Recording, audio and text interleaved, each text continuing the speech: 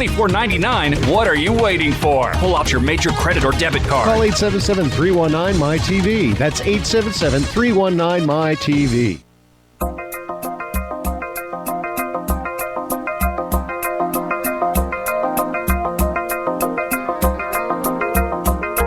Newsradio 1070 WKOK presents On the Mark. It's a chance to voice your opinion on the events that affect life in the Susquehanna Valley. Call 1-800-795-9565 or email onthemark@wkok.com. Now, here are your hosts for On the Mark, Mark Lawrence and Joe McGranahan. Greetings and welcome on board the WKOK Live Telephone Talk Show. It is entitled On the Mark. I am Mark Lawrence, host of the show. Joe McGranahan's the co-host today, Mayor of Shamokin Dam. I'm Mayor of Shamokin Dam for the next 3 years, not just today. Oh, okay. Okay, well, you don't mind. Well, I'd like to finish out my term. You could be impeached. I could be. Joe, there's something we haven't told you. This is it. It's over, right? Yeah, we had Evan Hospice in here earlier today. I'm sorry we have some... no, seriously. Joe McGranahan is the elected mayor. He was appointed initially and then got to be elected by the... So he got to go through...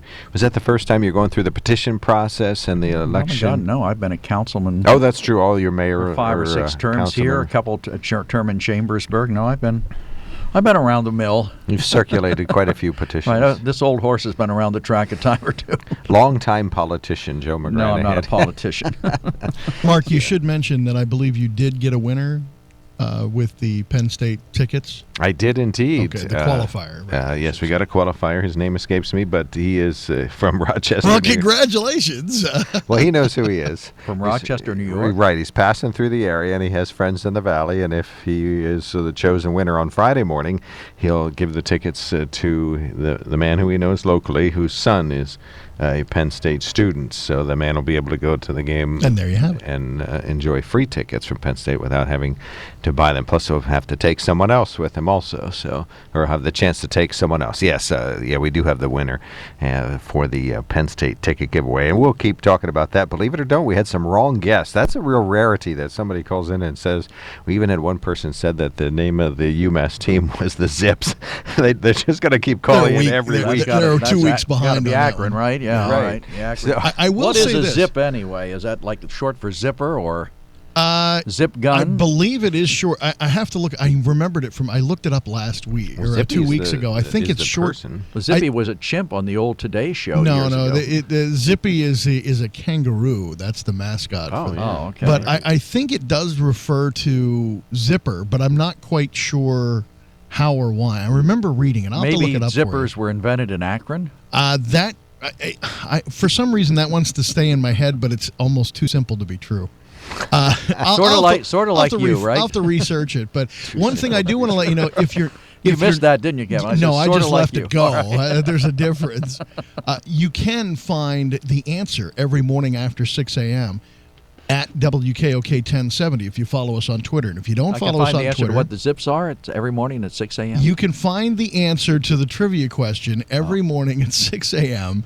Just follow us on Twitter at WKOK 1070, so you'll have an advantage. What do I do if I don't tweet? Well, how do you I can just have part? an account. You don't have to actually tweet. Oh, okay. But what if I don't want tweeted? Well, that's your prerogative, and you will not have the advantage. I wish to remain tweetless. Well, time's marching on with or without us, whether I tweet or not. Even Mark has a Twitter account. Yeah, Mario Lorenzo, at Mario Lorenzo. I mean, when he tweets, I usually look outside to see if it's 85 and snowing, because that's usually the end of the world at that point. Well, see, I don't presume I have anything worth saying that people would be hanging on. Wow, I'm glad you said that. Well, it's true. I can't imagine the ego involved in sending out one. I can understand a business doing it. People keep in touch. But there was a funny cartoon someone sent me. Said, I don't have a Twitter account or an email account, so I just go around randomly announcing at different times during the day what I'm doing. So far, I have 3 followers. I believe 2 of them are policemen. I went around randomly announcing what I was doing. But I don't say anything that dumb.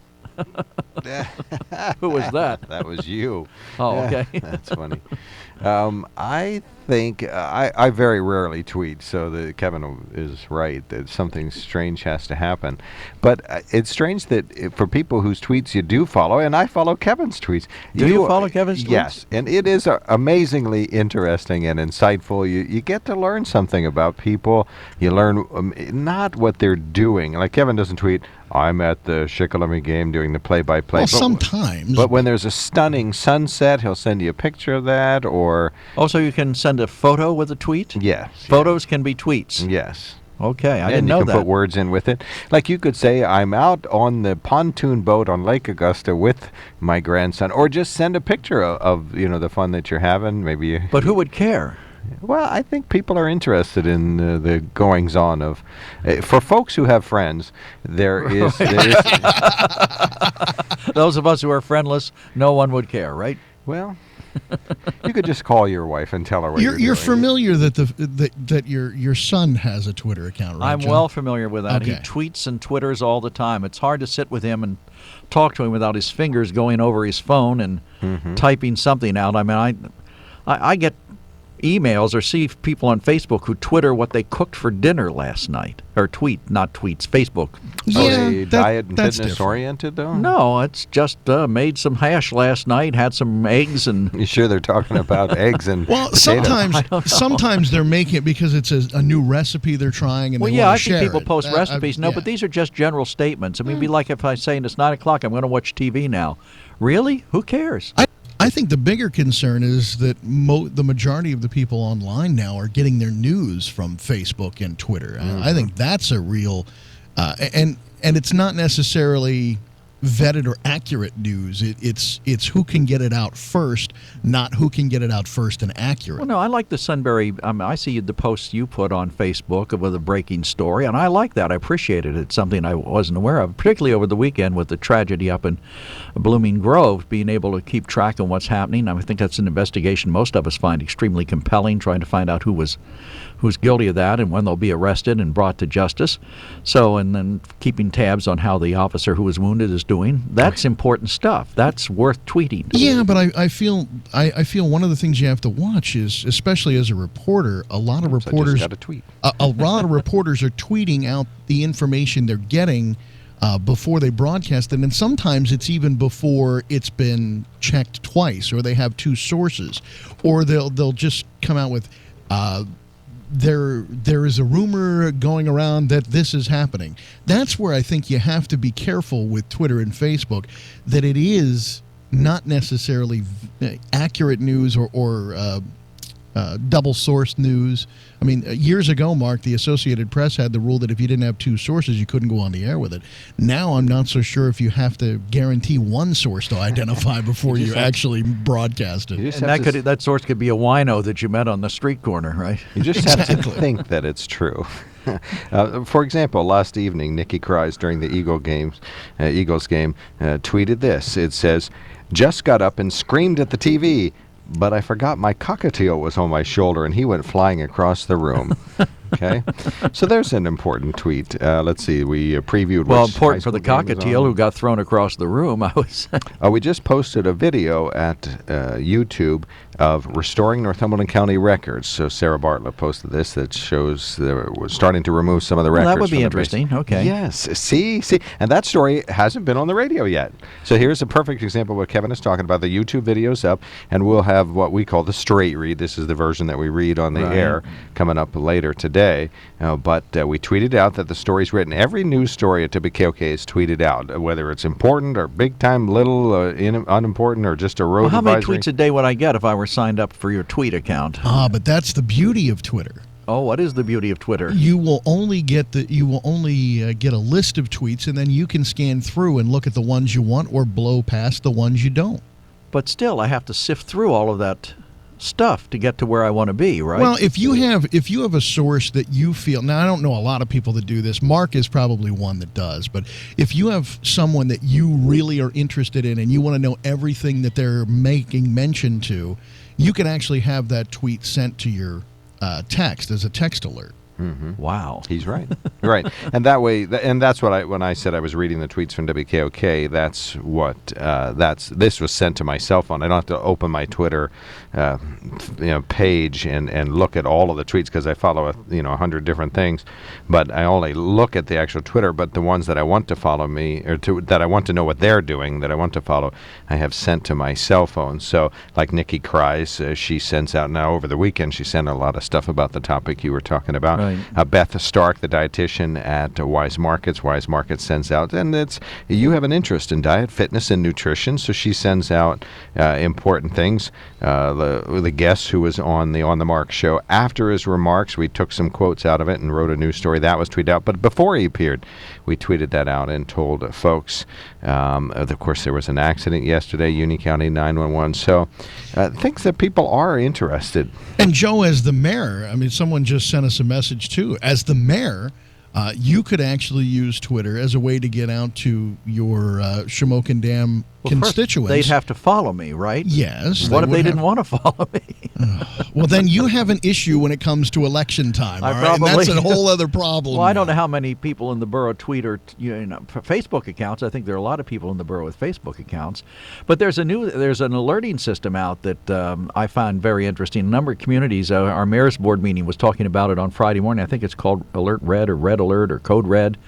And it's a program whereby, or a computer program where whether you want to be tweeted or whether you want Facebooked or whether you want texted, we can send out a message to you in the event of an emergency. That's something worth looking at. Now, I admit that technology is worth having. I find Twitter is less, I don't want to use the word annoying because that's not, but it's less intrusive. Than what? Quite honestly, than a text message, because my phone goes off quite a bit during the day. Quite a bit during the day. By choice. Right. And so one more text message means I've got another 5 things coming in minimum every week. If I have it hooked up with Twitter, I actually see it when I want. Now, there are some things that I want to find out right away, and that's a different story. So that's why I think there is a benefit, like I said, to what Mark does and have some of those emergency-style tweets, go to your text message. Well, but you guys know this is me. a way to stay informed without having to, be constantly having my phone go off. You guys know me. I'm a technology person. I believe in it. But I think there has to be a point to it. It can't just be technology for the sake of technology. It should do some useful thing. Now, I understand tweeting out the news is useful. If you tweet out there's a wreck on 11 and 15, that gives me valuable information if I'm planning a trip. I can go around it or find some alternate route. But, you tweet me that you're having spaghetti for dinner tonight, and that's just a waste of my time. I agree with you there, though. I completely agree with that. Most people don't tweet that, though. Yeah, I don't see that either, but I agree with what Joe's saying. Now, Facebook, I think, is a little bit different. That's more, to me, Facebook is a little more social water cooler conversational style, whereas Twitter I find is to be an information source, not just discussion. Well, it is, but I also find Facebook somewhat annoying, and I'm a participant in it. What bothers me is people who post their political agendas on Facebook. I have some liberal friends who post very anti-conservative things or anti-government things and, insulting this Republican or that Republican. And I have Republican friends who do the same thing with Democrats. I don't like that. I joined Facebook to keep up with people that I don't get to see every day. See what their kids are doing. Well, what they're doing and what's going on with their families, things like that. My lovely I don't bride. say anything that dumb. Yeah.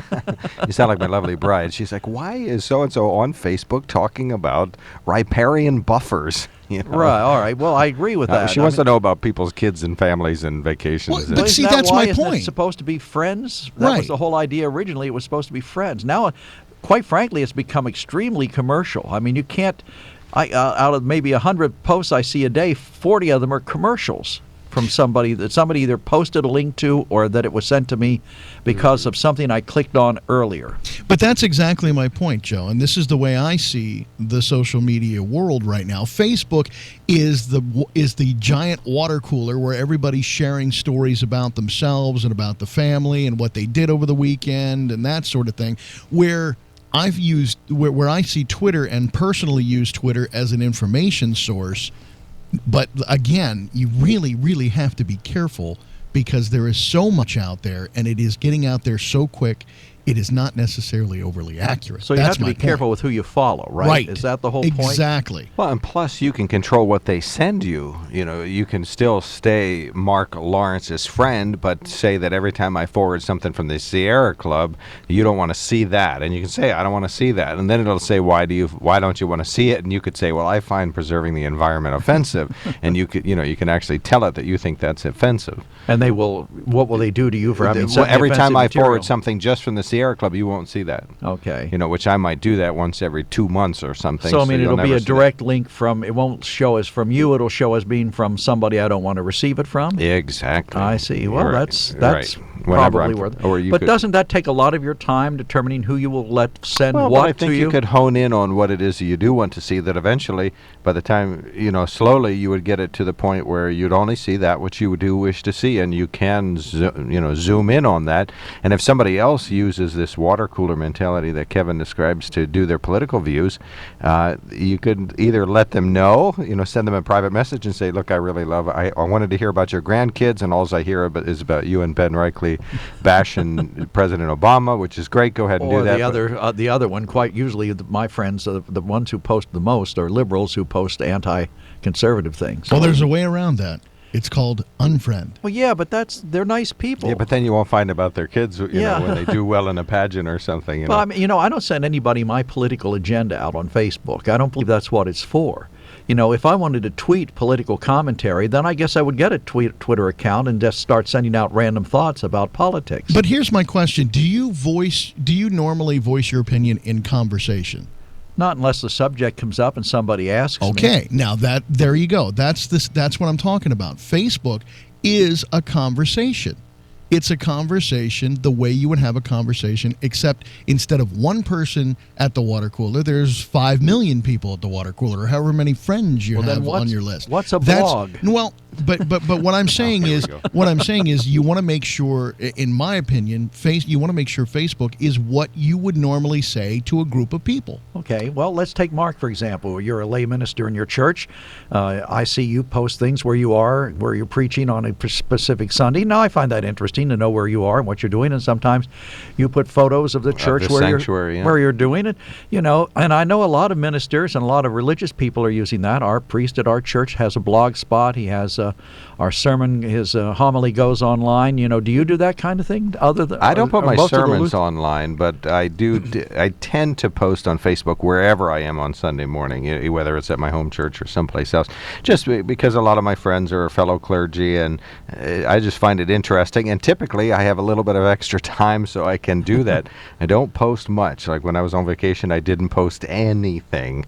Also, I don't want to sort of let the world know that I'm out of town on those days. Yeah, well, it could break into your house. Right. I think that is a slight possibility. And I also don't have my lovely bride identified on my Facebook page, so people can't kind of track it to her. So that's the kind of stuff that I put down. But I think you mentioned about politics.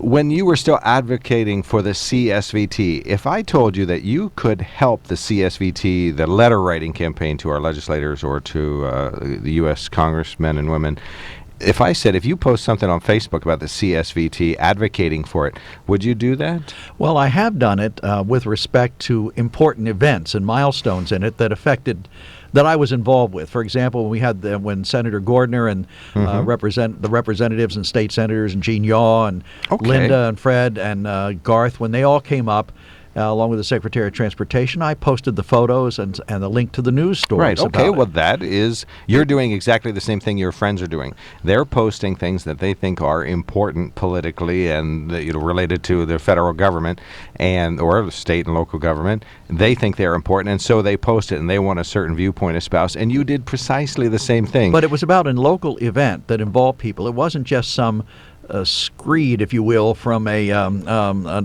political think tank, some photograph or graph or captionable photo or a thing like that I see a lot of. And if it was something they were personally involved with, like today, President Obama came to my house and thanked me for my support of Obamacare, that I would have no problem with, because that's something that personally involves you. But I'm talking about just your personal political viewpoint.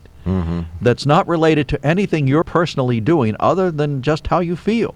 Right. Well, I would imagine that the people that are posting that, if you saw them in person, if you ran into them at Dunkin' Donuts or you saw them at the water cooler here, these are the things that they would be interested in talking about, given sufficient time to get into those topics. And likewise, we wouldn't be able to talk with you on a friendly basis for an hour without asking you about the CSVT. So I think it's the same thing. It's what people feel strongly about. That's what they post. You felt strongly about that local event, whomever you're following on Facebook, and maybe it's me. I forward things from time to time about the environment or about faith-related topics, or ISIS has been sort of the most recent thing. I think that's what people feel strongly about. That's what I feel strongly about. So that's what they post. But you're right. Maybe there is too much, and you can filter that. Well, would you come up to me and say, I had scrambled egg and cheese for dinner last night? Would you actually come up to somebody and say that? I would to certain people. I would say it to the women that work at Wise Markets, out of the dietitians that come on our But Sunrise you would follow show. that with a question like, was that a good meal? I mean, you wouldn't just announce to somebody what you Discuss. ate. That's what you put. Kevin puts this at the end of his. He'll say, I had scrambled eggs and bacon. My cholesterol's already high. Discuss. And people will say, well, Kevin, you're going to backslide here on your weight and fitness or something, Well, it's even medically. I mean, today you can pretty much get access to your health care records online, depending on who your family physician is. I mean, there's a lot of this technology which is really great, and there's some of it that I just have a real problem with. And, like I said, putting such personal things. I mean, years ago, people would hide stuff that I see posted on Facebook. You wouldn't want anybody to know it about you. And yet today, right? Like what? Well, I won't go into it on the air because it might give away who I'm talking about. But I mean, I've seen people post some pretty personal stuff that I think is probably out of line. But see, that goes to a different topic now in use of it. And this is where I think businesses really are trying to crack down on Facebook and Twitter, especially because you don't want to post anything that you don't want as public knowledge. We talk about this all the time from a sports side. There are coaches who actually ban social media during the football season, or during the sports season, I should say, with their players, because they don't want information broadly handed out. So, Coach put in a new play last night, 39Z right. Yeah, no, you're laughing, but that's true. An injury, especially. Hey, my buddy who plays left guard broke his leg. Unfortunately, it doesn't look like he's going to be able to play the rest of the year. Well, those are pieces of information you don't want out as a coach. So, well, if I were a bookie, I'd probably want them. Well, but see, that's it. Now you're talking about something altogether different. Yeah, well, but it again, depends on what I do for a living. This is a public forum, so you have to make sure whatever you're doing, personally, professionally, or whatever, is something you want broadcast on a public forum. Where are the Penn State players' smartphones during the game? In the locker room? Yeah, that you can't have any. I mean, can't take it. I don't know that it's I don't know 100% that it's an NCAA rule. Well, the day I see football players sitting on the sideline punching their phones is the day I give up on the sport. Well, would you see? That's already happened. Yeah, I was just going to say you would see an NFL player doing that. Really, on the sideline? I mean, they've now taken care of that, but in the early. Oh, so there are no tweeting on the sidelines? Oh, I see. Okay, I thought they were still I have a doing problem going into a restaurant and seeing people sitting together, and they're all on their cell phones punching in keyboard, tweets to somebody or text messages. I mean, don't we talk to each other anymore? I got into it. I took some friends out on my boat last Thursday night, and you ever pocket dial somebody? Mm-hmm. I was walking down to the boat, and I hear this phone go off behind me, and my friend Bob Lunslager is walking 2 feet behind me. He said, Joe, why are you calling me when we're 2 feet apart? Oh, jeez. That's funny. So, I mean, the equipment, you have to be very careful with how you use it. You can inadvertently call somebody or tweet somebody. Even though I have a lock in my phone, that happened. Well, I don't know. Let's take a break. Well, let's get some perfunctory information out of the way too. Oh no, let's just take the break. That's all we're going to do. We're going to take a quick 1-minute break, and we will be right back on the Mark.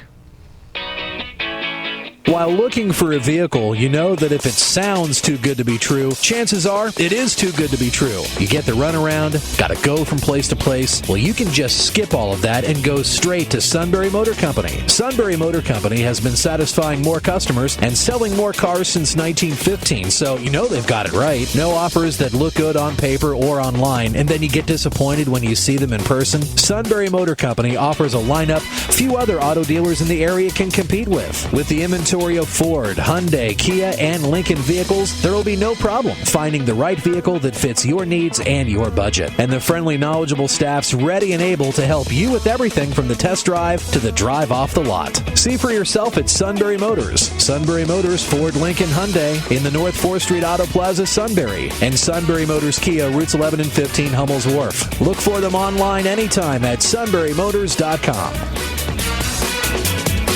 Dave Revson is not only the host on BTN, who was at the Penn State-Rutgers game Saturday night, he's also an author, a great book on the history of college football. We'll talk to Dave today, 3 to 5 WKOK. We will tweet, it's up to you. In 140 characters, I'll tell you what I eat. On Twitter, I post random artsy pictures of my feet. I'm staying up to date with friends while walking down the street. The Twitter song. Thank you very much. I haven't heard that before. It sounds like Broadway. All right, thank you very much. Kevin Hurd, greatest engineer the world has ever known. Joe McGranahan is with me. I am Mark Lawrence. The webcam is up and running. If you'd like to watch all this frivolity, feel free to go to WKOK.com. You can watch the show. Click on the Ustream banner. You get to see a quickie message from a sponsor, and then you get to watch the On the Mark show. And our YouTube channel serves as a great archive for this, and also posted on on our YouTube page. And the archive is the video of some of the records being moved out of the basement. I think you'd find it very fascinating to see the basement video of the Northumberland County Courthouse. Very interesting. On the Mark is brought to you by the Sunbury Motor Company, family-owned dealership since 1915, 4th Street, Sunbury, and routes 11 and 15, Hummel's Wharf. Find out more about them at sunburymotors.com. In a moment, we're going to hear about one of the super fast Kias they got. It runs on regular gasoline. It's called the XSL Turbo, and Kevin's driving one. So we'll find out about that quick. I tweeted it earlier this week. There you go. You tweeted a car. I did. The picture of the car. It's white, correct? Yeah. I thought I saw the white streak coming up the driveway earlier today. SunburyMotors.com is their main website. Lenape Solar email in basket. Join the wide range of folks who have emailed us at onthemark at WKOK.com. And Lenape Solar sponsors the email in basket. Lenape Solar would just love to hook you up with the Mitsubishi brand of HVAC system, the ductless systems that are ultra efficient and inexpensive to install.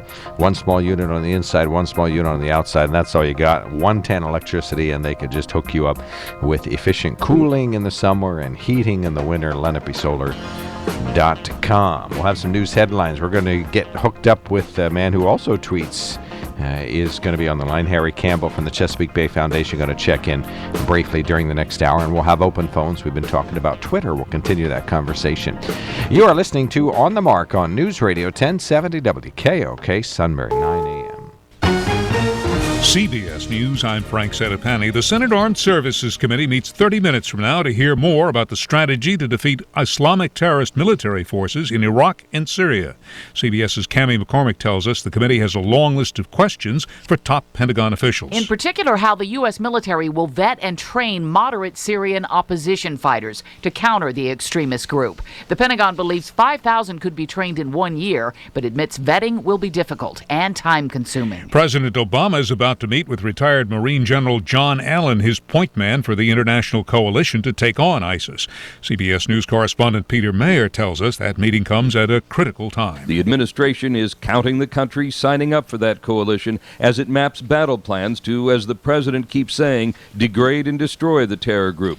Firming up the coalition will be the key to the next move: airstrikes on ISIS strongholds inside Syria. 2 Americans and a Polish soldier assigned to NATO's ISAF force in Afghanistan have been killed by a suicide car bomb near the American embassy in Kabul. Kate Clark, reporting via Skype, tells us approximately 20 soldiers and civilians were wounded. A lot of chaos, a lot of people walking around with bloody wounds. The other members of the ISAF convoy were actually giving first aid to the wounded. The United States will send 3,000 military personnel to West Africa to fight the spread of Ebola, which has claimed about 2,500 lives. UN officials call the outbreak unprecedented. Live to CBS News correspondent Vicki Barker. Unprecedented and with a skyrocketing price tag. The amount for which we have requested was around $100 million a month ago, and now it's $1 billion. The UN's Dr. David Nabarro says that's what it'll take to keep the number of Ebola cases within the tens of thousands. UN Secretary General Ban Ki-moon launching what's being billed as a global response coalition later this week. Frank? One of the worst of 10 major wildfires burning up all over California has damaged or destroyed at least 100 homes in a logging town called Weed, about an hour's drive from the Oregon border. John Cunningham's home is a total loss. House is gone. There were probably about 20, 25 other houses that went down. While Mexico sends troops and airliners to evacuate tourists trapped by flooding in Baja California, the desert Southwest is getting ready to deal with what's left of Hurricane Odile. There is a threat of heavy rains and flash flooding across much of that area over the next several days. Government forecaster Daniel Brown. The family of the Arizona gun range instructor who was accidentally shot and killed by a 9-year-old student has sent that girl's family a video. At one point, the instructor's children tell the girl they're praying for her. The government says wholesale prices were unchanged in August, thanks largely to lower gasoline and food prices. S&P futures are down about 4 points just ahead of the opening bell. This is CBS News. Grow the business. Keep costs down. It's not easy being a small or mid-sized business these days. Compete with the big guys. But automating and streamlining your workforce management can be.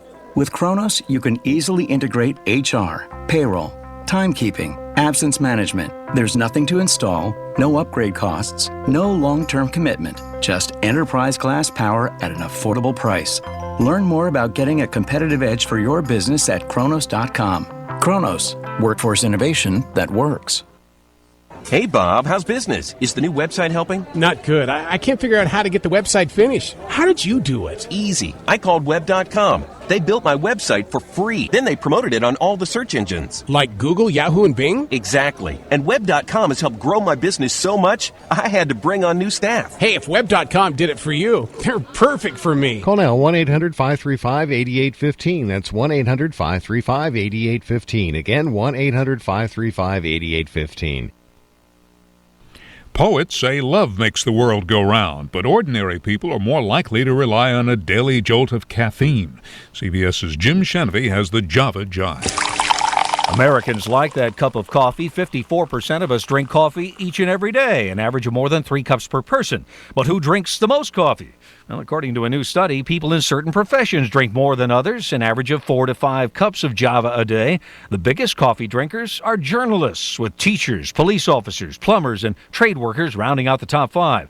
And how important is coffee to them? Nearly 70% admitted that their ability to perform their jobs would be seriously affected without it. Jim Shenevy, CBS News. A fourth struggling Atlantic City, New Jersey casino closed its doors a few hours ago. Atlantic City's decline in the face of competition from nearby states has cost 8,000 workers their jobs. One more casino is scheduled to close later this year. Frank Sedapani, CBS News. More than 700 quick lane tire and auto centers across this country, and she chooses mine. I need tires, all season, and at a great price. She wanted it all, but even she was surprised once I crunched the numbers. Soon her Taurus was ready to roll. Say, you're good, Mr. Murphy, ma'am, at your service, even on weekends. With great prices on 13 name brand tires and no appointment necessary, Quick Lane is ready to serve. Visit quicklane.com. Good communication is key to business, especially when you need to work together with people that aren't in the same office. So what do millions of small business professionals do when it's time to connect with remote clients and colleagues? They use Citrix GoToMeeting, the proven solution for meeting and collaborating online. Now it's your turn to see why. Visit GoToMeeting.com and click the Try It Free for 30 days button. That's GoToMeeting.com for your free 30-day trial. GoToMeeting. Meeting is believing.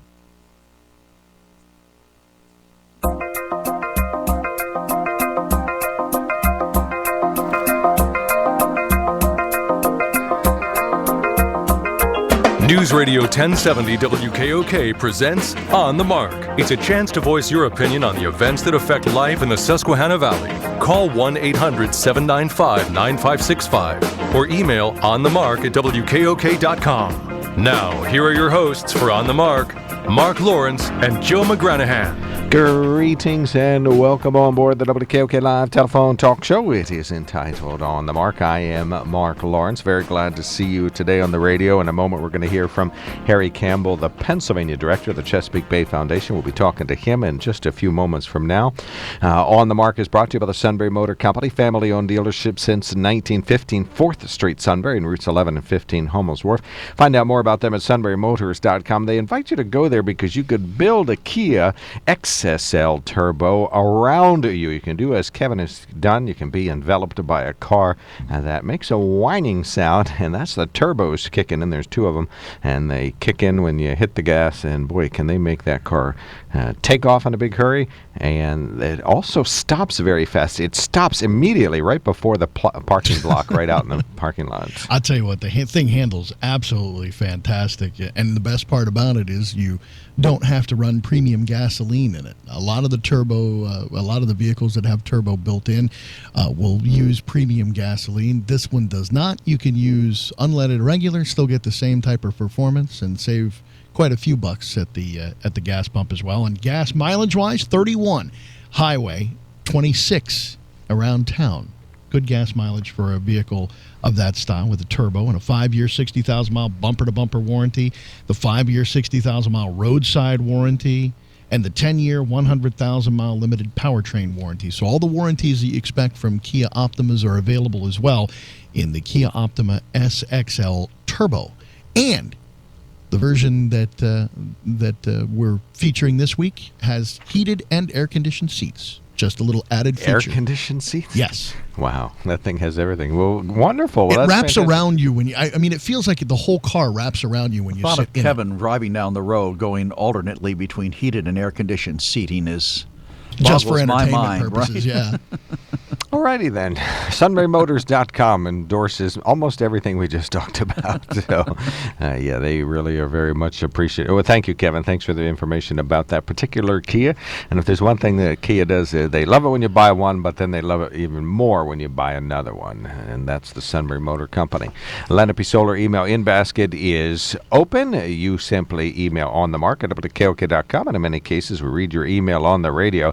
Lenape's located at 140 South 2nd Street in Sunbury. You can find them on the web at lenapesolar.com. Lenape Solar is where they invite you to find out about the commercial lighting audits. This is when, if you own a business or one of the stakeholders or one of the folks that knows how the dollar signs travel through a business, they would like nothing more than to make sure that you get information about how to save money on the lighting.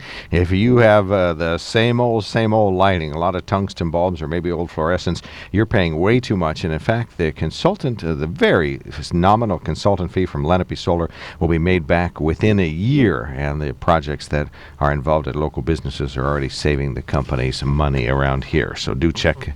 LenapeSolar.com is their main website. Our webcam is up and running. In case you didn't know, the webcam is available at WKOK.com. We have Harry Campbell on the line. We thank Harry for calling in. And then we have a bonus person also on the line that we'll talk to in a moment. Representative Garth Everett of Lycoming County is on the House committee that's involved in something we're going to talk about. So that's a bit of a surprise, but very, very glad that he's there. But Harry, thank you so much for checking in. Thanks for always keeping us informed about these important topics. Yeah, thanks, Mark. Thanks for having me. I really do appreciate it. It's a surprise that our State House member, Representative Garth Everett, is on the line, but we'll take advantage of the fact that he's there, too, and we'll introduce him more fully in just one quick second. But, Harry, the Chesapeake Bay Foundation very concerned about a House bill that is moving out of committee and is about to, well, certainly would stand a chance to get some additional action, 1559. Tell us your view on what that bill would do and why the Chesapeake Bay Foundation has some concerns. Well, House Bill 1565, it was actually introduced by Representative Hahn out of Northampton. What it does is it strips away the forestry riparian buffer protections for our most pristine streams in the state of Pennsylvania. These are streams that have been determined scientifically by the Department of Environmental Protection, the Fish and Boat Commission, to be streams that hold such ecological value that they must be protected to a higher level than the regular amount of streams that we have in the state.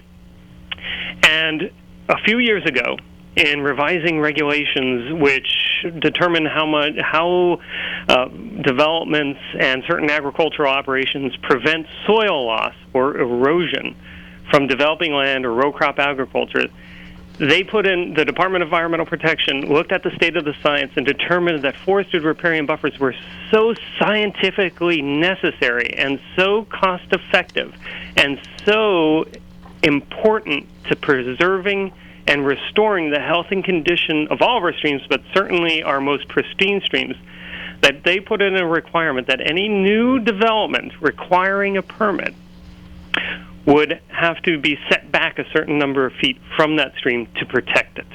And this bill would strip those requirements. As I understand it, though, the bill doesn't say they're outlawed. It just says they may be used, among other things, among best management practices, design standards, and alternatives to minimize the potential for accelerated erosion and sedimentation and to protect, maintain, reclaim, and restore water quality and for existing designated uses. That doesn't sound bad to me. It actually doesn't sound very bad, and those are a nice string of really fancy technical words, but frankly, the reason why buffers are called out as an explicit requirement in the requirements that the department and the legislature ultimately approved a few years ago is because forested riparian buffers, they do have a stormwater management component, but they are a landscape feature. The presence of a buffer or the lack of a buffer will fundamentally change the health and condition of that stream, no matter what you do in terms of stormwater management, post-construction stormwater management, or polluted runoff that comes off of these development sites. You cannot, the science has determined, you cannot replicate the benefits of a forested riparian buffer. And that's why that BMP, or that best management practice, has been explicitly called out in Chapter 102. It is not just a stormwater requirement or a polluted runoff management requirement. This is a landscape feature that preserves the health and condition and restores the health and condition of our rivers and streams. And this is considered another setback for the environment. We've seen the oil and gas industry explode in mostly the northern portion of the state, and there have been some laws that haven't been helpful when it comes to protecting water and air. And is this considered another setback for the environment? Well, it's certainly a setback for our special protection waters. It's a setback for our efforts to restore our local rivers and streams. It's a setback to our efforts with the Chesapeake Bay Watershed Implementation Plan, our blueprint for the Chesapeake Bay, because forested riparian buffers are called out as the most significant, or the practice that we're going to put the most effort into. And so while simultaneously taxpayer money, federal, state, and local, is being invested in restoring forest riparian buffers, we have a bill before us that says, you know what, we can remove the ones that already exist with new development, and where ones don't exist, we're not going to take advantage of the opportunity to plant new ones. So the taxpayers are going to have to it's going to make things harder for us to do in terms of local streams as well as the Chesapeake Bay. And the other important point of this whole bill is that it's a solution to a problem that doesn't exist. There are no known cases where DEP has denied a waiver request by a developer. So there's never been in existence of this law an instance where someone has asked and been denied a waiver from this requirement. All right, Harry, let me tell you what has happened occasionally here on WKOK. We're lucky enough that State Representative Garth Everett of Lycoming County lives in Muncie, 84th District, Republican, commutes through the valley and regularly listens, and we've been very lucky. He's called a couple of times and even visited once, and he's back on the line. So, Harry, with your permission as the invited guest, do you mind if we include Representative Everett in our conversation? Absolutely, and welcome, Representative.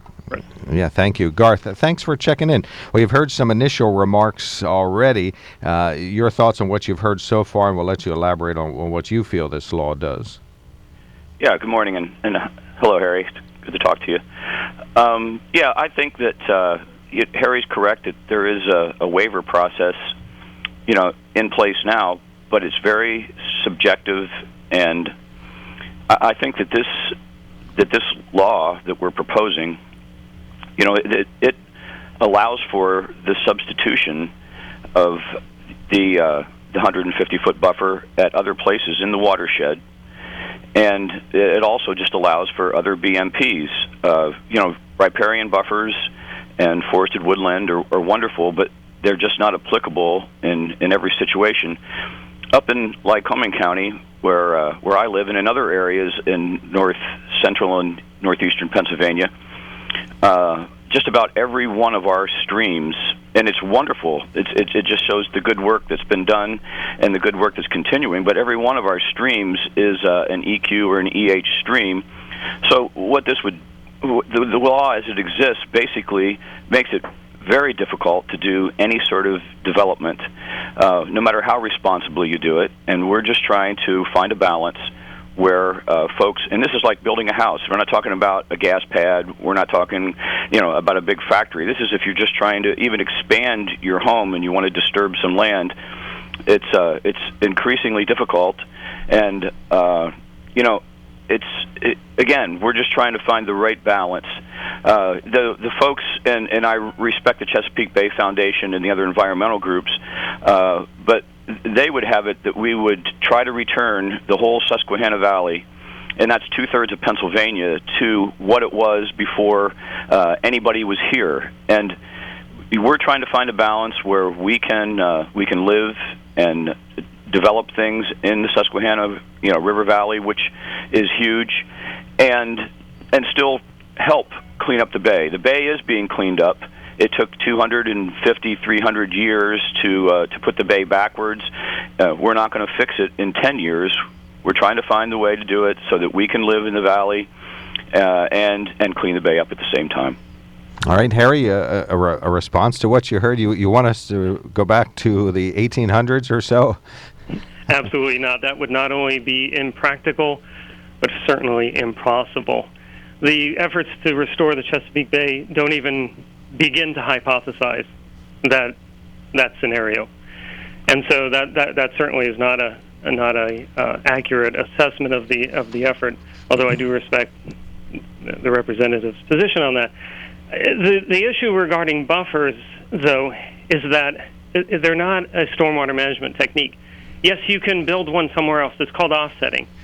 But when you're dealing with a segment of a stream that is either impaired or has this high-quality, exceptional value because of the fisheries in it, that is an economic driver, or the quality of the water is such that it's so pristine that it meets these very high standards, that any incremental degradation of that forest-bearing buffer is known to actually cause, even if it's small scale, it results in the degradation of that water. And this is sort of like the scenarios that we oftentimes hear about in the Grand Canyon, where somebody wants to decide, well, you know what, I'm going to build a big development or hotels really right in the main vistas of the area of the Grand Canyon. And this is sort of the same kind of scenario. We're talking about rivers and streams that are the draw for fishermen from across the world. We're talking about rivers and streams that people that are drawn to because of their pristine condition, and that's why people want to live next to them. All we're saying is you can live next to them, but for that value to be maintained, we can't build right up to the edge of water. Well, let me throw Not this only out. do you not want to do that because of flooding concerns, but you also want to do it because of ecological concerns. Well, let's talk about the Property ecological value concerns for a minute, Harry and Garth, both of you. I looked something up, and it's on the internet, so it must be true. It says riparian buffers have undergone much scrutiny about their effectiveness, resulting in thorough testing and monitoring. A study done by the University of Georgia, conducted over a 9-year period, monitored the amounts of fertilizers that reached the watershed from the source of the application. It found that these buffers removed at least 60% of the nitrogen in the runoff and 65% of the phosphorus from the fertilizer application. The same study showed that the effectiveness of Zone 3, which is largely grasses as I understand it, was much greater than Zone 1 or 2, which are the bushes and the trees. So why not just limit it to the grasses if you're still going to get most of the effectiveness? Yeah, because Zone 1 builds on Zone 2, or Zone 1 is, how should I describe this? Zone 1 and then is Zone 2, and then that builds, or Zone 3 then builds upon that. You have to have all three zones. The way that is describing is an example of a 100-foot buffer where 50% or 50 feet is forested and shrubbery. The other percentage is certain types of shrubbery, and then the Zone 3, which is closest to the developed area, furthest away from the edge of water, is the grassed area. So when you restore these buffers under that example, you're talking about zones that are Zone 1 being the closest to the edge of water, and that's forest, that's trees and shrubbery. Zone 2, a mixture of that in a little different fashion, and Zone 3 being grass. Well, Garth, what's your view of that? Well, I mean, I think the study points out that there's more than one way to mitigate the problems that are posed by development. And, riparian buffers are a best management practice. And, I'm not denying that they're effective, but there are other best management practices that are equally or more effective. And just to require that you have to have a forested, riparian buffer. Up in Lycoming County, where I represent, we have 5 major watersheds that come from north to south into the Susquehanna River, and all of them and just about every one of their tributaries are classified as EQ and EH streams. So, and that's not unusual in other rural areas. So what we're doing is we're basically saying that that you can't have you have to have 150 feet of woodlands between whatever you're building and a stream. That's just not. It's not reasonable. It's not doable. And I understand that there's folks who love forested riparian buffers. It's just not practical to do it. I personally, my family, we've had a cabin on the Loyalsock Creek since 1930. There's not 150 feet between it and the Loyalsock Creek, and it's unreasonable to require anybody who's going to build any new cabin, house, or whatever to have that requirement. And I would just point out that if you go down to the Chesapeake Bay, there's houses and developments and stuff that are right on the bay or on the bay tributaries. I just would appreciate if the same requirements were held throughout the watershed. People like to build on water. That's just a fact. And there's ways that it can be done. And all this does, again, this just provides some flexibility to use other BMPs when you're doing any kind of construction or building, near an EH or EQ stream. And, I want to preserve them too. I live on them, I fish on them, I kayak on them, and I appreciate them, and I want to protect them also. But we need to find the balance between, us being able to live and enjoy those and protecting the watersheds and cleaning up the bay at the same time. Well, thank you so much, Representative Everett. We really appreciate it. Come back and visit us. We can talk about this and many other topics on a return visit to the studios. Thank you, Garth. You betcha, Mark. Take care. Very much appreciated. Harry, some additional thoughts on this topic? Yeah, I think Garth, Representative Everett, raises some very legitimate points. And as it pertains to the Chesapeake Bay, well, they do have those requirements, but the cat was let out of the bag. And what you're seeing in many cases is the impacts of development that occurred 20, 30 years ago or before. And so those developments already exist, and they're dealing with the problems that has caused. They do have waivers in place for those new critical areas that are protections. And so we're actually behind the curve. We've only adopted these recently. In Maryland and Virginia, in certain critical areas for their special protection waters, including right along the bay, they've had them for decades. Secondly, for any development that is going to need this requirement, it has to be over an acre in size in the land disturbance. So if you're building a house, putting in a shack, or anything of that nature, it doesn't apply to you. So you're talking about subdivisions and strip malls. In this example. And Lycoming County is certainly well developed. There's been a lot of growth over the recent years, so the existing laws, the clean stream laws, have been able to be adapted and complied with to get some of that work done. Well, thank you, Harry. Please come and visit us again. CBF.org is the main website for the Chesapeake Bay Foundation. You've been in our studios a number of times in the past. We welcome you back to call back anytime you wish to about this or other topics. Well, thank you, Mark. Have a wonderful day. Thanks for calling. Yeah, really do appreciate it. Harry Campbell, Pennsylvania Director of the Chesapeake Bay Foundation. Very much appreciated. We'll take up this topic when we return. We're going to scan some quick news headlines also. When we return, you're listening to On the Mark, the toll-free line if you want to talk about this or take advantage of open phones. 1-800-795-9565. That's 1-800-795-9565. Lenape Solar email in basket open. Simply email on the mark at WKOK.com. And our main sponsor is the Sunbury Motor Company.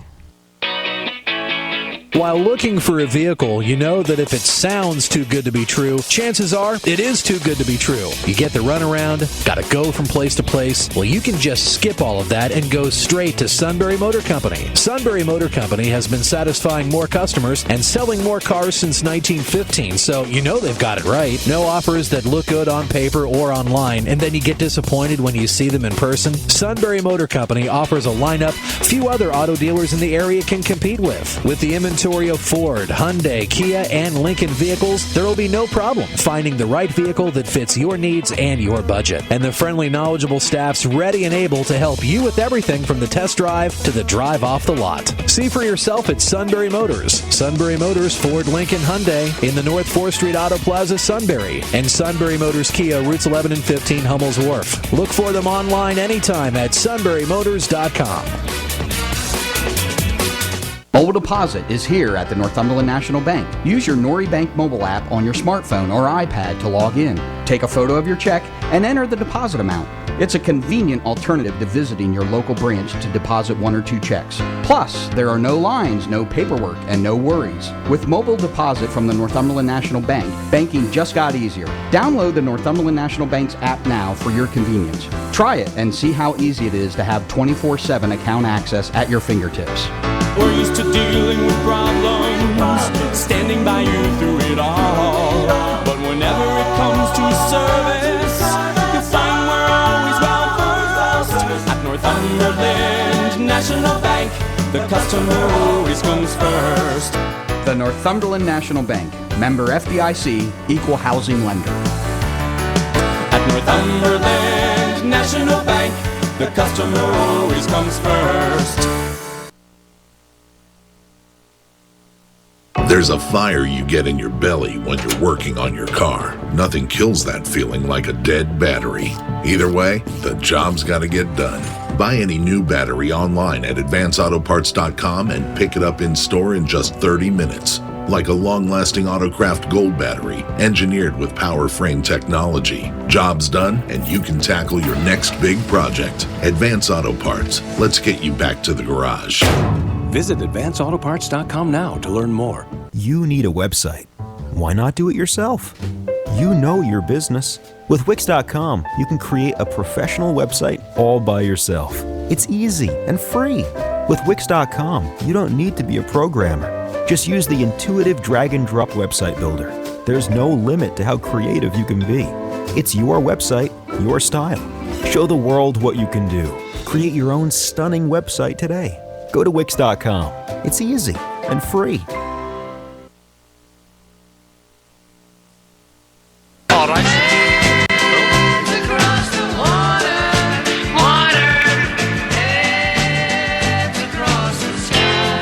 Welcome back to the WKOK Live Telephone Talk Show. Kevin Hur, the greatest engineer the entire universe has ever known. Appropriate bumper music. Thank you very much for that. Very much appreciated. Joe McGranahan, the co-host. I'm Mark Lawrence. Webcam is up and running. Sunbury Motor Company, the main sponsor. Lenape Solar sponsors the email in basket. Email us at onthemark@WKOK.com.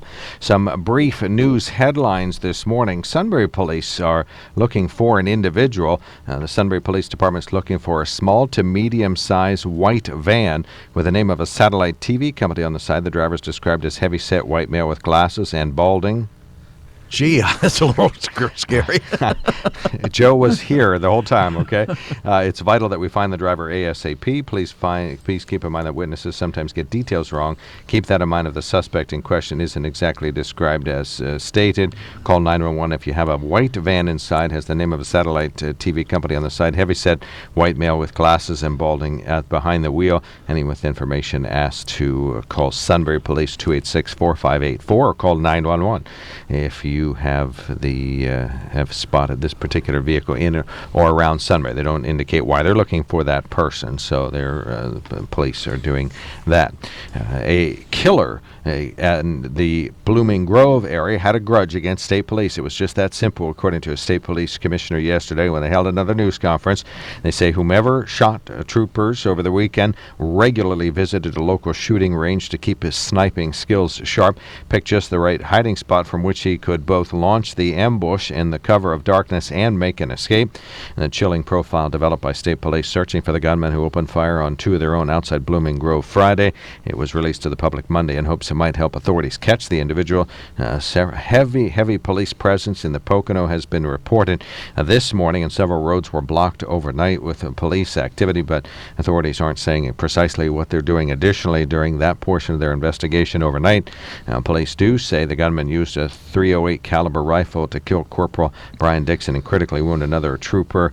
The motive is unknown. Police said Monday it's likely he had a grievance specifically against the Blooming Grove State Police. Sounds like they might have some idea who it is, doesn't it? Well, right. Or just a high-profile or high-risk investigation, an investigative component that they think is either booby-trapped or high-risk, or that this is a sniper hiding in the cover of darkness. So I imagine just tremendous caution being taken at all times up there. They're using aircraft with the infrared detectors on it and really trying to make sure that the troopers that are doing the investigation are kept safe.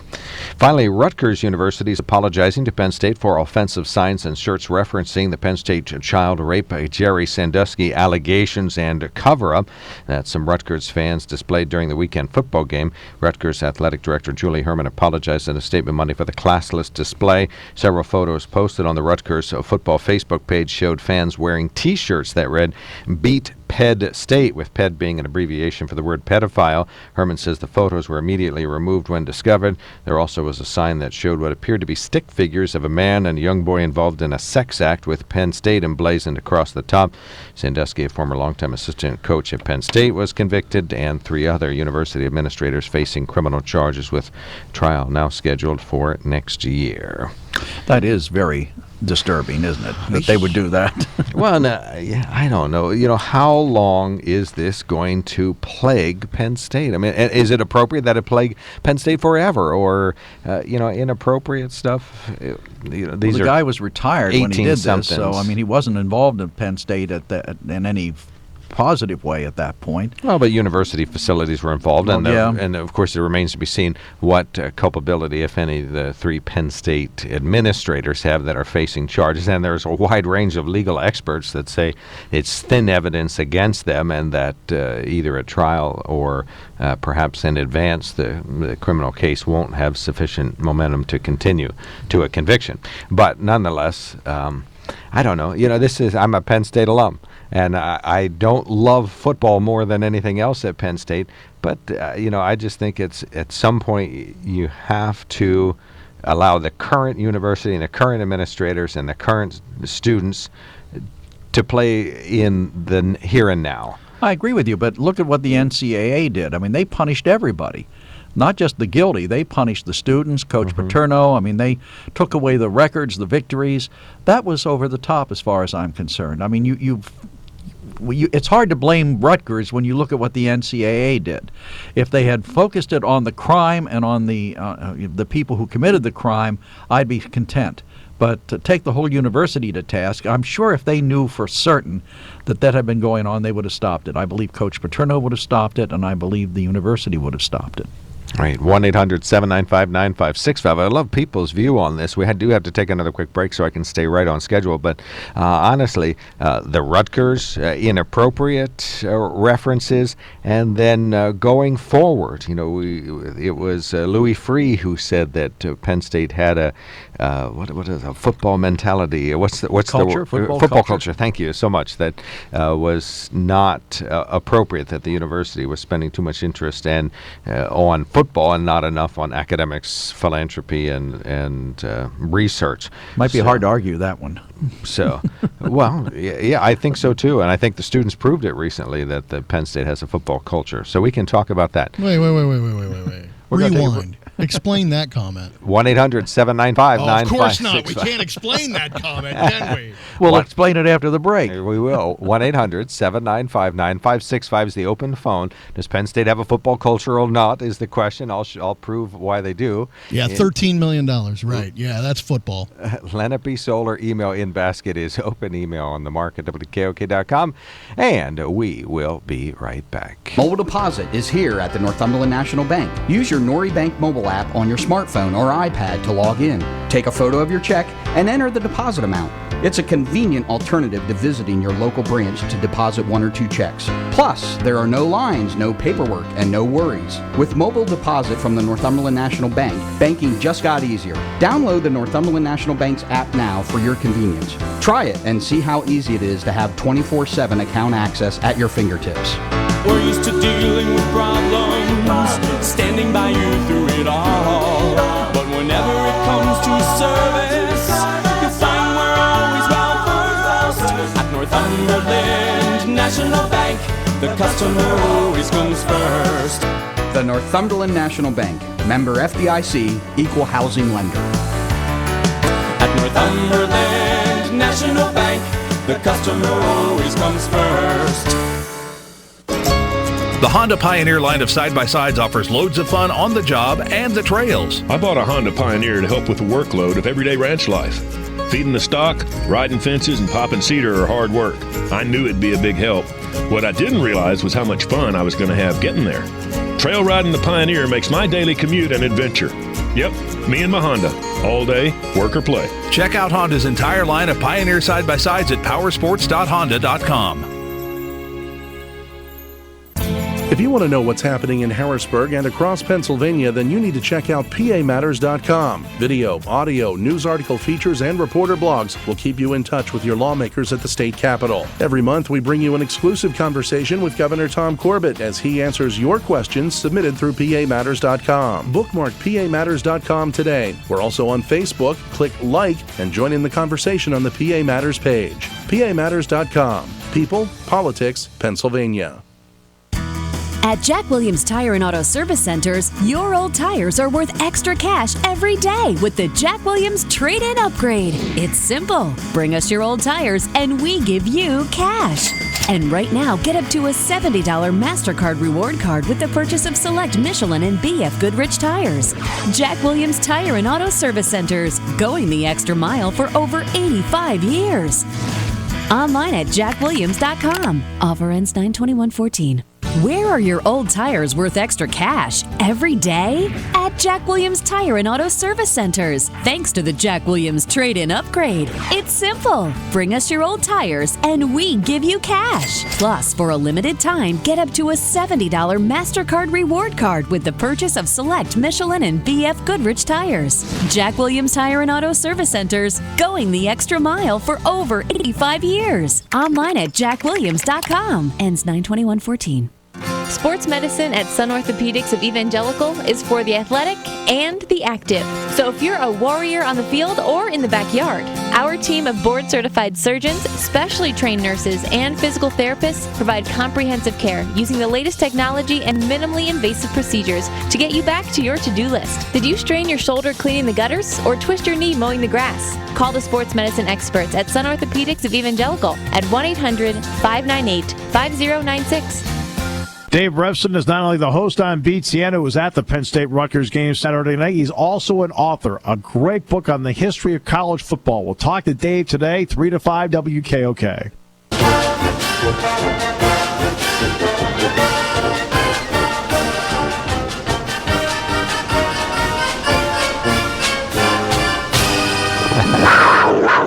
Welcome back to WKOK Live Telephone Talk Show. Talking Penn State football. We invite folks to call in if they have an opinion about this. I said, and Rutgers. Louis Free was right that Penn State did have and does have a football culture, and here's the evidence of it. First of all, whenever you take something away from the university that relates to football, the students riot. They come on. They don't. You're saying that I'm not making this up? You're saying you're taking one instance and creating, and there was and okay, so you know what? All right, you're so taking one. You take one instance and a group of students, and creating an observation based on everything. Well, Okay. he said every time. How many times has somebody taken something away from Penn State Exactly. football? Once. Right. So there was one riot. one and time. once- Okay, so they have a big riot. and Well, they- your statement was correct. I'm agreeing with you. You said Right. every time, and there was Right. only once. They burn a TV van or knock it over anyway, so and do all this stuff. And if the university's real focus is academics, philanthropy, and research, how many student celebrations were there, Kevin? And get your cricket sound ready for your sound effects here. When there were several academic All-Americans named, or when there were several research breakthroughs, or when the And how many of those did you report on, Mark? weightlifting. And how many of those did you report on, Mark? We've reported on Thon, and we've reported on the weightlifting thing. I forget, Lift for Life, I think it's called. No. You didn't report on it, and the news media didn't report on it. Well, how'd it get out then if nobody reported on it? Right, and we only report things on that people want to hear about. So people want to hear about football because Penn State has a football culture. And then when finally something good happens to football and the real culture of Penn State is shown, there's a big demonstration on Old Main Lawn to show that the students do, in fact, really only care about football, and then they'll rally and then they'll show their support. That's the proof of the football culture. $16 million, I believe it was, that Thon raised, and it had nothing to do with football. Right, okay. But was there a student rally shortly thereafter to say, hey, look what we did? For 48 hours on the Bryce Jordan floor. But was there a rally by the rest of the student body afterward? And I'm saying, The I'm just majority saying of the that student party was at I think, was at thinking the the whole Bryce student Jordan. body must be involved in that. Okay. Well, That's I think pretty big. This is my premise, and I don't think Kevin is refuting it, that the evidence that Penn State primarily has a football culture to this very day is just watch what truly excites the students to exclamation point. And it's things that relate to removing the good of football that caused them to riot, and things that return things related to football that caused them to cheer. That's all. So that's evidence that Penn State's philanthropy continues, but you won't see any riots or rallies afterward. That the academic and research components remain extremely strong. You won't see any rallies or riots afterward. And the only way to really stir up students is to make something good or bad happen to football at Penn State. And I went to Penn State, so I know this to be true. So you can't... went to Penn State when? I graduated in 82. Right. Nothing has changed since 1982. So you're saying the whole football culture that I witnessed then has ended. No, I don't think there's a football culture the way you refer to the football culture. Okay. You're saying that everything revolves around football at Penn State University, and I was just there this weekend, and there wasn't even a football game going on. All right. So what was going on? I was perfectly mistaken in all of my observations of There 4 were years. there on were main about campus. 60 students taking a tour of the university as prospective students. Actually, there was probably more than that. But there were just 60 individual students that I could count. All right, Penn State is driven by football. You can't deny it. Everything revolves around the fall.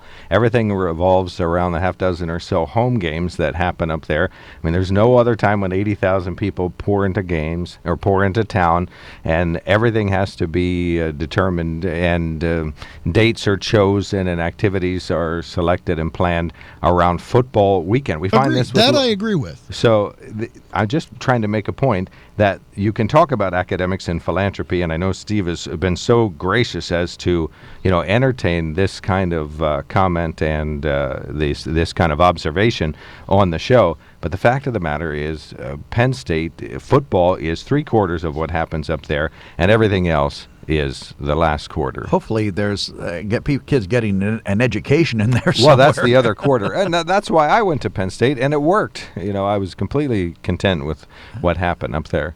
1-800-795. You got yourself an education, huh? I did. I talk good now. Cindy, thank you so much for calling. You are on the mark. Well, I think if Penn State has a football culture, then so does WKOK. Because as soon as this show's over, you run a boring sports program, and later in the day, you run another sports program. That one boring, too? We just follow the money. I'm kidding. These are the most popular shows on radio. Right. I understand, Mark, that you were there for 3 or 4 or 5 years, however long it took you to graduate. I lived there. I was a resident. I was a child. I grew up there. I was a professional person. I worked there, and I attended the university. And although for some people I will acknowledge that football is very important to them, including some members of my family, and certainly in my extended family, many of us could have cared less. And I think that you're making far too broad a statement based on your limited observations. Well, and I think that Kevin raising the issue of Thon, which, by the way, does bring people into the area that don't typically live there, is supported statewide, draws great support from the alumni, et cetera, et cetera. If it isn't widely reported, it's not because people aren't doing it, but perhaps because the press is too busy reporting on whatever sport is the focus of the time, that, what is it, basketball, wrestling, et cetera, et cetera. Well, my observations, I only mentioned the fact that I am an alum incidentally. My observations that Penn State continues to have a football culture is simply based on current events within the past 5 years or so. And the fact that I went to school there and they had a focus on football. I was a journalism student, so followed my own path and attended some of the home games, but only in the press box, and was very much interested in making sure that our WDFM's broadcast was working correctly. That was my sole interest in this. But everything else that I'm trying to observe now is based on the here and now. The fact that there's individuals that are facing criminal charges for participating in a cover-up to try to prevent anything from hurting the football program should give you some indication that maybe Louis Freeh was right, and maybe some minor proportion of what I'm saying is right. You may not agree with me, but as you accurately pointed out, there are some people there where football is a very, very high priority. Last word on this. Well, no. I want to respond to that too, and I'm sure Cindy's thinking this too because she and I have had these conversations before, but. You keep referring to the football program being protected. What about the university being protected? You don't think something like that would damage the university? But everybody keeps referring to the football program being damaged. Well, it has damaged the university. It's damaged its reputation. Sure, it's damaged the number of people who want to go there. There are some people, I'm sure, who have walked away from Penn State as a place to go because of the Sandusky incidents. Now, I don't know if this happened or not. Every year they've had more applications, so it has not damaged the university in terms of there may be people who choose not to go there. I can't argue that point. Nobody can show me the evidence, that people don't want to go to the university. What I'm saying is the meteorology program, the nursing program, the medical school, all those things. No one's questioning the integrity of those institutions. They continue. The buildings that the architect students who graduate from the university, my father included, build aren't falling down.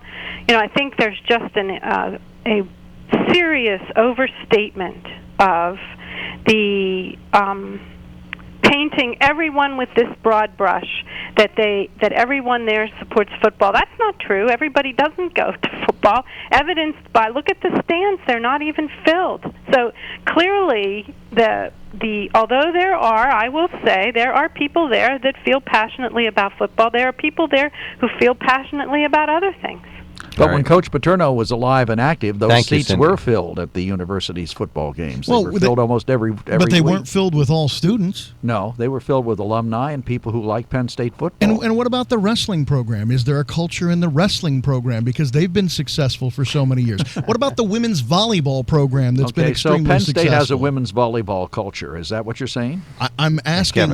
I'm just saying, if you're going to take one sport because it's successful, it's not just say Penn that there's State. A culture of it. It's not just Penn State, though. You look at Alabama, where winning has become, I don't know, I think if you lost a game at Alabama, you'd probably be hung up by the toenails or something. If you were the loser. But if you don't have your play. If you don't have football at Alabama and at Penn State, you don't have fencing at either university. You don't have gymnastics at either university. Right. You can't have these the funding that comes from football that goes exactly right. But you could still have a club or private individuals Sure, but you don't have an NCAA sanctioned fencing team. Okay. And how does Penn State's fencing team do, just out of curiosity? Actually, quite well. Quite well. It's funny you would mention that. All right. Anyway, 1-800-795-9565. Did Penn State have a disproportionately strong football culture within the past 10 years, or Did they not? Do they now, or do they not? I would just love to hear other people's opinions. I'm so glad Cindy called in. Well, then we have the Rutgers issue still pending, too. Right, and we have one that. email that relates to that, 1-800-795-9565, the toll-free line, 1-800-795-9565. Lenape Solar sponsors the email in basket that now has 2 emails in it. On the mark at WKOK.com is that email address, and our main sponsor is the Sunbury Motor Company. While looking for a vehicle, you know that if it sounds too good to be true, chances are it is too good to be true. You get the runaround, gotta go from place to place. Well, you can just skip all of that and go straight to Sunbury Motor Company. Sunbury Motor Company has been satisfying more customers and selling more cars since 1915, so you know they've got it right. No offers that look good on paper or online, and then you get disappointed when you see them in person. Sunbury Motor Company offers a lineup few other auto dealers in the area can compete with. With the inventory of Ford, Hyundai, Kia, and Lincoln vehicles, there will be no problem finding the right vehicle that fits your needs and your budget. And the friendly, knowledgeable staff's ready and able to help you with everything from the test drive to the drive off the lot. See for yourself at Sunbury Motors. Sunbury Motors, Ford, Lincoln, Hyundai in the North 4th Street Auto Plaza, Sunbury. And Sunbury Motors Kia, routes 11 and 15, Hummel's Wharf. Look for them online anytime at sunburymotors.com. Hello, this is Justin Charles from Lenape Solar. Did you know that through energy savings of almost $5 million per year, our customers are saving the environment the equivalent of over 98 million miles of driving and eliminating the annual carbon dioxide emissions of over 5,600 homes each year? Do you want to know how to be a part of these amazing numbers? Call us at 286-1496 or visit us online at Facebook or lenapesolar.com today and find out more about our exclusive Buy American partners for solar energy and energy-efficient lighting upgrades. You got to pay attention to the small things, kid. Small things matter. Small problems become big problems. Take a transformer. Rain leaks into a transformer, insulation system breaks down. Insulation system breaks down, copper windings overheat. Copper windings overheat, transformer blows. Transformer blows, facility goes dark. Facility goes dark, kid, you don't want to know what happens next. That's why I use Grainger. Grainger helps keep small problems from turning into big problems. Get it? Got it? Good. Call, click Grainger.com, or stop by. Grainger, for the ones who get it done. You're wearing top-of-the-line boots to hike the scenic Rockies, but you're still wearing your indoor eyeglasses in the glare of the sun? What's that, Mom? What? Where? Next time, experience Xperio UV, superior polarized sun lenses, and experience the difference. Look, Katie, an eagle. They eliminate 100% of blinding reflective glare and offer ESPF 50+, the maximum UV protection available. Ask your eye care professional about Xperio UV, superior polarized sun lenses in your prescription for the best vision under the sun. There's a fire you get in your belly when you're working on your car. Nothing kills that feeling like a dead battery. Either way, the job's got to get done.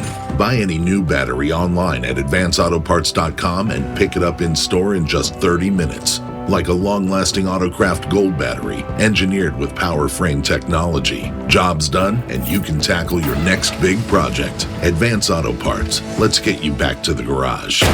Visit advanceautoparts.com now to learn more. You need a website. Why not do it yourself? You know your business. With Wix.com, you can create a professional website all by yourself. It's easy and free. With Wix.com, you don't need to be a programmer. Just use the intuitive drag-and-drop website builder. There's no limit to how creative you can be. It's your website, your style. Show the world what you can do. Create your own stunning website today. Go to Wix.com. It's easy and free.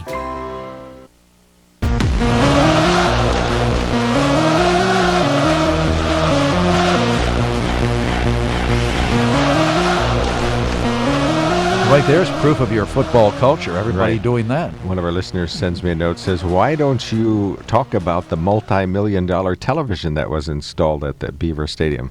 Was there that Jumbotron? I guess. What about it? Yeah, there's two HD and TV there was a screens. story in the Harrisburg Patriot about it that all that shows is commercials, and very few times does it ever show the score. I don't know about that. I haven't seen that. But what's is that true? It wasn't. Yeah, it was donated money. For the way I understand it, was donated money for the new HD scoreboards that are on both ends of the end zone. So to prove that we don't have a football culture, we use $30 million for television? Let's see. They built an ice arena for a hockey team. They built a library for students. I don't get the common tie in there. Well, you could keep score with a chalkboard and a piece of chalk. 1-800-795, or those little letters that you turn around. Well, yeah, like we used to have in high school. 1-800-795-9565 on the telephone number, the toll-free line. Join us now. We're talking about Penn State. One of our listeners says, I'm a diehard Penn State fan and supporter of Joe Paterno. Having said that, I think the whole Rutgers thing is being made out far more than it actually is, which is nothing. The actions of a few students cannot be and should not be deemed representative of the entire university or its students, and no more than the actions of Jerry Sandusky are representative of Penn State University or its students. Did you see the signs that they were talking about? They looked like they were professionally done, and they had the Penn State logo on them. But, you can do that now. T-shirt makers are a dime a dozen. I agree with copyright that, infringement. I agree with that. I had to search for this item. I heard it on CBS Sports early this morning coming in, and it wasn't in plain sight on the AP today. I had to search for it. Now, AP did have a version of it, but I had to search through yesterday. Well, where I saw it, Drew posted it on Facebook. Okay, so, right, but I'm just saying it isn't, we might be talking about it more on the radio than we should, would be the real possibly. Allegation, not so much that the media is. Well, the fact that they apologized for it at Rutgers, it would indicate they considered it to be fairly serious, don't you think? Well, I think it's in poor taste, and that's what they said, and that'll probably be the end of it at their end. A fan sends us a note, says, my father went to Penn State in the early 1930s. I'm sure he didn't know that there was a football team. He was a sports atheist. I didn't know there was such a thing, but that's interesting. The football team were his imaginary friends. Okay. All righty. So 1-800-795-9565. I argue that there certainly is and continues to be disproportionate attention paid to football at Penn State. But again, it's not just Penn State. It's everywhere. Look at Notre Dame. You don't win at Notre Dame, you don't get a coaching job for very long. Okay, and the reason there is an interest in this is because all this money pours in from football television coverage, right? So television is the source of this. Alumni contributions, and football people coverage. are the source of television revenue. So the real culprits out here, the reason there's a football culture in college football is because of people have a keen interest in this. But that's the real I like college football because of the pageantry. I mean, I devour college football. I don't watch every game, but I do follow a couple of teams, and I'm interested in the national race to see who's going to be number one. If Auburn's on, or number 1 through 4, as LSU, or some of the southern schools. It's just exciting to watch the pageantry. Agreed. The Seminoles with their tomahawk chop, which surely would get them in trouble with the Redskins. But it's football in general. Football is now the new. When it comes to sport pastime, 21 million people watched Thursday night's game last Thursday night between the Steelers and Ravens.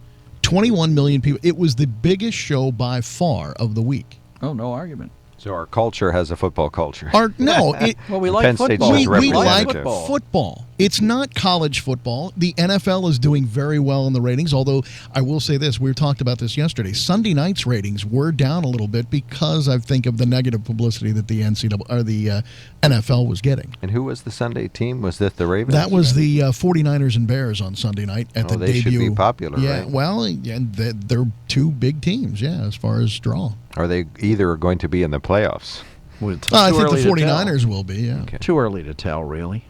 Could be anybody. Kevin seems to know. Well, I believe got Kevin. an inside track. I had all 4 teams that made the conference championship last year. I'm feeling pretty good this year so far. Wow. So who are you predicting? I actually have the Seahawks and 49ers once again, and the New England Patriots, and the who did I? What? I'm trying to think. The New England Patriots in the AFC Championship game. Betting on football? No.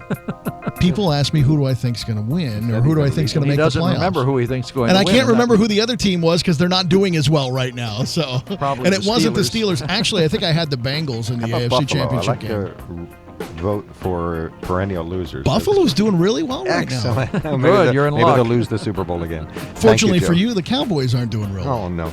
This is News Radio 1070 WKOK Sunbury. Thanks for listening to WKOK's On the Mark.